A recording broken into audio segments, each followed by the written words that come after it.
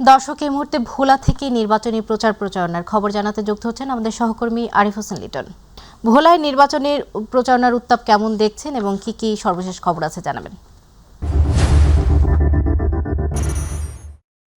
সদা, আপনি জানেন যে আগামী 12ই ফেব্রুয়ারি ত্রয়োদশ জাতীয় সংসদ নির্বাচন অনুষ্ঠিত হতে যাচ্ছে।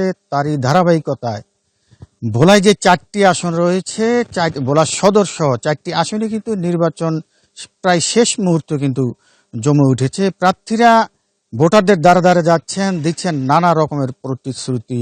আমি কিন্তু সকাল থেকে বিগত দিন থেকে ঘুরে আজকে পর্যন্ত এমনটাই কিন্তু দেখতেছি। তো আমি কিন্তু এখন আছি ভোলা ওয়াস্টিন পাড়া। আমার সাথে এখানে আছেন ইসলামী আন্দোলন হাত পাকা প্রতীক নিয়ে যিনি নির্বাচন করতেছেন, মাওলানা মোহাম্মদ ওবায়দুর রহমান। তিনি কিন্তু একটি পরিচিত মুখ। তিনি ভোলাতে হাত পাখাকে বিজয়ী করার জন্য ভোলার যে গ্রামগঞ্জ বিভিন্ন শহর বাজার কিন্তু চষে বেড়াচ্ছেন। আমি এখন তার কাছে জানতে চাইব যে আপনারা তো এবার একক প্রার্থী সারা বাংলাদেশে দিয়েছেন, আপনি ভোলা সদর আসন থেকে নির্বাচন করতেছেন।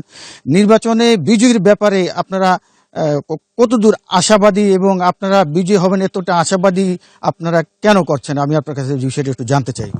ধন্যবাদ মাইটিপি কর্তৃপক্ষ, কলাকুশলী সহ ভোলা এক আসনের এই ভোলা দ্বীপ জেলা ভোলার সদরের জনগণ সবাইকে আমি মোবারকবাদ জানাচ্ছি। আসলে ভোলা এক আসনে আমি জয়ের ব্যাপারে আশাবাদী এই জন্য, আপনারা জানেন যে আমি 2018 সনে ভোলা নির্বাচন করার পর থেকে এই এলাকার মানুষের যেসব চাহিদা, ভোলা বরিশাল সেতু, ভোলায় গ্যাস ভিত্তিক শিল্প কলকারখানা, নদী বাঁধের স্থায়ী বাঁধ, ভোলার বেকারত্ব দূরকরণ সহ বিডিএফ ভোলার জেলার সভাপতির দায়িত্ব পালন করার কারণে ভোলার সমসাময়িক বিষয়গুলি নিয়ে আমি এই জেলার মানুষের সাথে ছিলাম।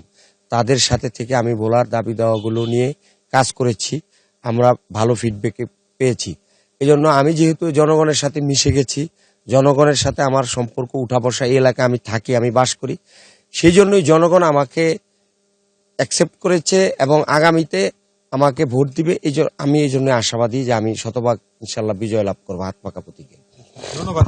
সদা, যেমনটি বলছিলেন যে নির্বাচনে শেষ পরিচিত মুখ জনগণের জন্য কাজ করছেন, এই জন্য সে আশাবাদী। এছাড়াও কিন্তু বলে যে 4টি আসনে বাংলাদেশ জামায়াতে ইসলাম এবং বিএনপি যে ঐক্য জোটের যে প্রার্থী রয়েছে আমদালির রহমান পার্থ সহ যারা রয়েছেন, তারাও কিন্তু সকাল থেকে রাত পর্যন্ত মাঠে চষে বেড়াচ্ছেন। সকলেই কিন্তু নির্বাচনের বিষয়ে নানান রকমের প্রতিশ্রুতি দিচ্ছেন এবং আগামী নির্বাচনে ভোলার জনগণ কিন্তু একটাই প্রত্যাশা করছে যে নতুন কোনো মুখ আসবে, নতুন কোনো সরকার গঠন হবে এবং ভোলার যেই সমসাময়িক সমস্যাগুলি আছে সেই সমস্যাগুলি, ভোলা বরিশাল সেতু সহ গ্যাসের যে দাবিগুলি আছে এবং ভোলা যে একটি শিল্প কলকারখানা এরিয়া হবে এবং ভোলায় একটি প্রাইভেট হসপিটাল হবে, এমনটি কিন্তু ভোলার সাধারণ জনগণ দাবি করছেন এবং যারা প্রতিশ্রুতি দিচ্ছেন তাদের কাছে এমনটি দাবি করছেন এবং তাদেরকে ভোট দিবেন বলে কিন্তু ভোলার জনগণ বলছেন। তো এই ছিল ভোলা থেকে আমার নির্বাচন নিয়ে সর্বশেষ সংবাদ। সৌদা। আরিফ, আপনাকে ধন্যবাদ।